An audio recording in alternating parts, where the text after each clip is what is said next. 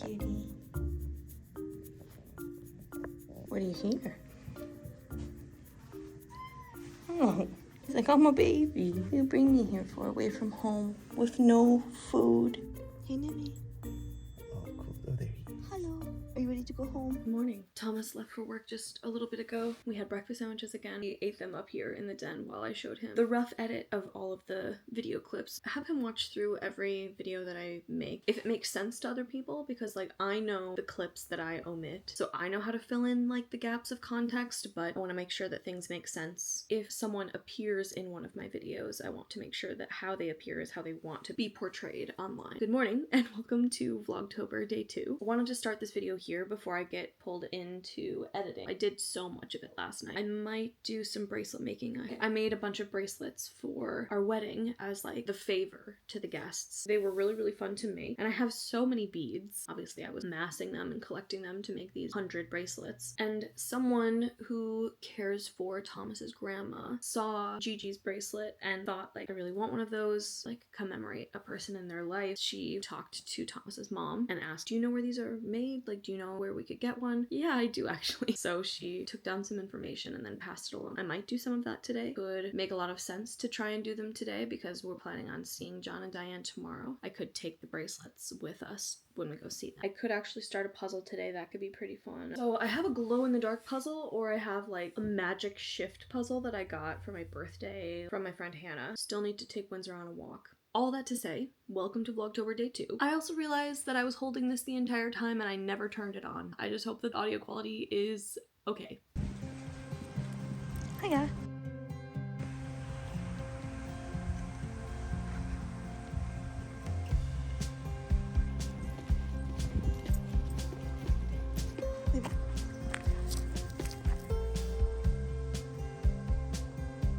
Andiamo.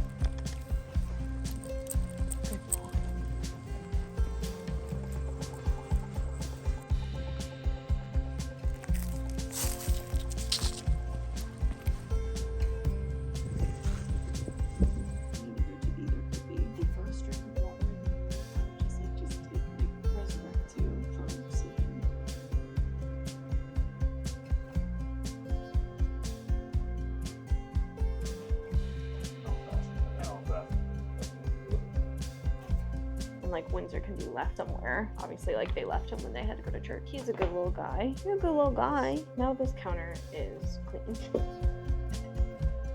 I think that maybe we could make a carrot soup. Yeah. Okay.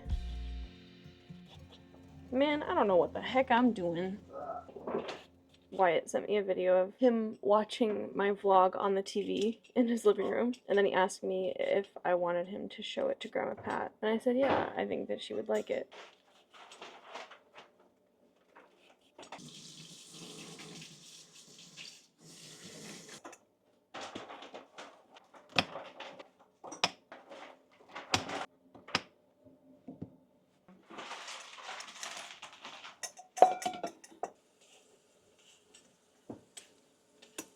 Oh, I could make a carrot baked good. Yeah. Hey, Windsor. Do you want some more carrot?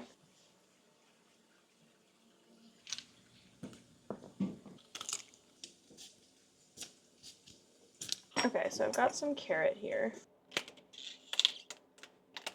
I'm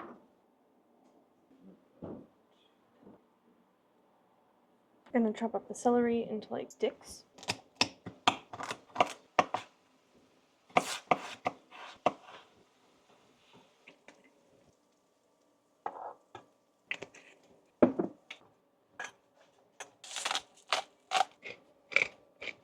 Cool. We've got some celery, carrot. Or you could get out the like chipotle adobo sauce because it's kind of creamy.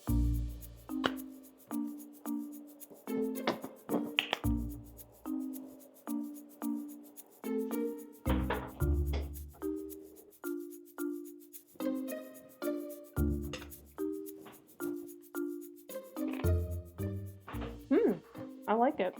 So we are having shrimp tacos with this chipotle adobo sauce on the bottom with a garlic quinoa brown rice mixture, sliced carrots and celery with red wine vinegar, and then just salt and pepper. What did you put on the shrimp? Garlic, parsley, and Old Bay seasoning. And then we just like put a little bit of lime on the top. They're delicious. Yum. Like, I would order these from a restaurant, I think. The lighting in here is maybe a bit dark. I am very photosensitive, light sensitive, so we have a ton of lamps in our house. We can like have localized light. It's not the most well lit, but that's okay. I'm sitting down to watch a Vlogtober video from one of my favorite YouTubers. His name is Mark Ferris. He is friends with another YouTuber. I really appreciate their energy, the way that they talk about their mental health. They share like really important components of their life on the internet, and I respect them for it. Knowing that Mark is doing Vlogtober was a huge inspiration for me to do it as well, because I know that he used to be like pretty apprehensive about doing like daily content creation like that, because it does take a lot. It takes a lot to like remember to pick up your camera and to like document certain parts of your day enough for it to like feel like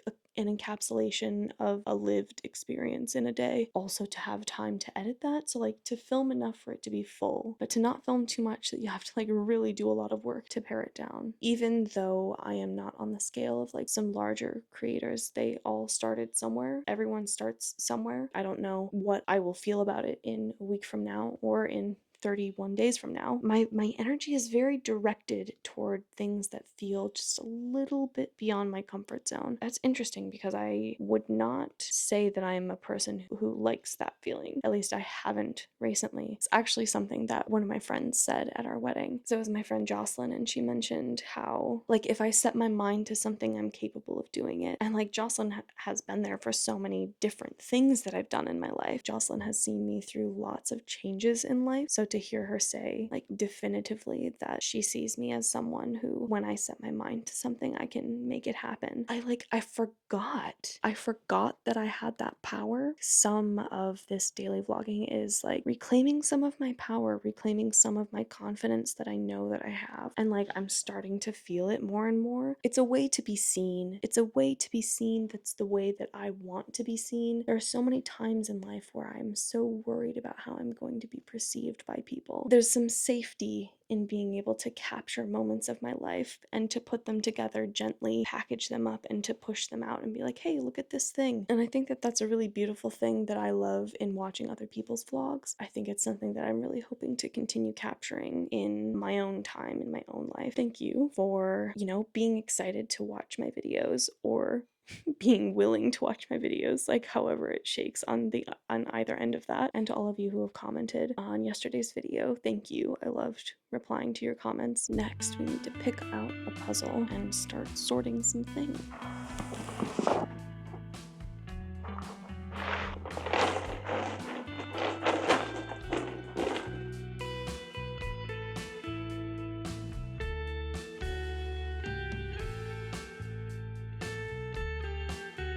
These are edge pieces. These are middle pieces. These are need to be sorted still pieces. I'm trying to use Vlogtober as like a confidence booster. That way when Vlogmas in December comes around, I feel really prepared to do it and to enjoy it. I don't want to alter my experience of that time of the year because I'm stressed about making videos. I'm trying to lean into using this as a method of self-expression. That way when it comes time for me to reach for my camera and film things in December, it will feel a little bit more organic. It won't stand between me enjoying that season, but will be kind of like a bridge or like a tool for me to enjoy that season more. One thing that I really appreciated he shared at the end of his video was he was showing the decorations in his home, and he has a lot of prints and artwork that have phrases and words in them. He said, I used to see comments of people saying like, oh, that artwork is just so cringe, like it's not good, it's just really tacky. And he's like, but to me, I really like it. Individual taste varies so much person to person, so far be it from me to decide for someone else's home, like what's appropriate for them to display or decorate with. Just because you see an opinion of something online doesn't mean that you need to take that with the weight of all of the people who seem to be like backing that opinion or agreeing with that opinion, because there will always be people to jump on a bandwagon on the internet. You experiencing joy from liking a particular thing is worth it enough. enough. It doesn't need to be validated by someone else. It feels nice to be validated by a group, but if it eats away at the things that bring you joy and the things that like make you you, or the things that you find interesting about life in the world, like that's a valuable perspective in and of itself. You don't need to become more like other people. There will always be people who want to be like everyone else, but there may only be one person who wants to be exactly like you and can be exactly like you because you're you. You're the only you who knows how to be you. Leaning into the things that bring us joy, even if they're weird or like not liked by a lot of other people. That doesn't mean that they're bad things. This day looked a little bit different. I didn't film as much in the beginning half of the day because I spent a long time finishing up my video. Here we are at the end of day 2 of Vlogtober. Opened a gift from my friend Morgan. She sent us a gift in the mail with a wonderful book that I'm so excited to look through. It has some beautiful, beautiful pictures in it. And then she also sent us actually a package from Morgan and her parents. Cozy conversation and pleasant company. I think I might just pull a card from here and read one of the questions. The design is so pretty. What company put this out? Oh wow. Okay, so this is made in Poland. Let's see, what are the questions on this one? Describe your handwriting in one word. Spatial. Which of your achievements are you most proud of? An achievement from the past. It was definitely how quickly my brain understood learning music. I think it was one of those things that I really didn't have to fight my brain for. Music was a really big one. I really had to work against my brain to get it to work in certain ways that I needed it to, but music was one where it just meshed really well. That achievement led me to taking solos to state pretty early on. I feel pretty proud of that, and I think that that's a really early example of my neurodivergent brain working with me. I didn't know it at the time, or a recent achievement, I think. So I just got my lab results back from the blood test that I went in for yesterday, and each time that I've had my A1C checked, it has decreased significantly. I don't know if it was the initial reading back in March. That was 170 fasting glucose. And then in June, it was 130, which is good. And then when we went in yesterday, it was at 114. But if we were talking percentages, I think in June it was maybe in the 6% range, which is totally fine for diabetic people. Now it's 5.6, 5.5, which is in the normal range,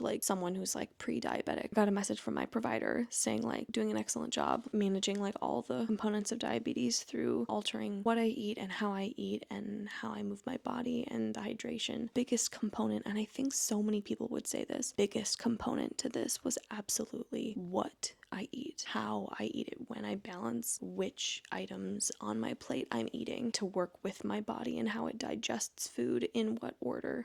Eating vegetables first if I'm having more carbs. That way my body starts digesting the vegetables before it starts digesting and breaking down the carbohydrates, because carbohydrates is more of a faster spike in glucose in the bloodstream. Breaking those down first, when it starts to break down the carbohydrates alongside it, there's something to soften the blow of these fast acting carbohydrates. I'm gonna end this here because I need to upload this footage onto my computer. Thank you for joining me for another day of Vlogtober. I will see you again tomorrow. We have plans to go see Thomas's parents, to return some things, some baking supplies to Diane because I have some full sugar items that I can't bake with anymore. We are retrieving quite a few of our decorations from our wedding. Thank you for joining day 2 of Vlogtober. And if you made it this far, leave a comment down below and let me know either what were your answers to those questions, something that you're most proud of, the achievement that you're most proud of, or something in life that you're really excited about right now. Maybe something that you learned recently that just expanded how your mind saw something. Comment down below and let me know what's on your mind and how your October is going. Also, oh my gosh, happy birthday, Dad. Thank you for joining.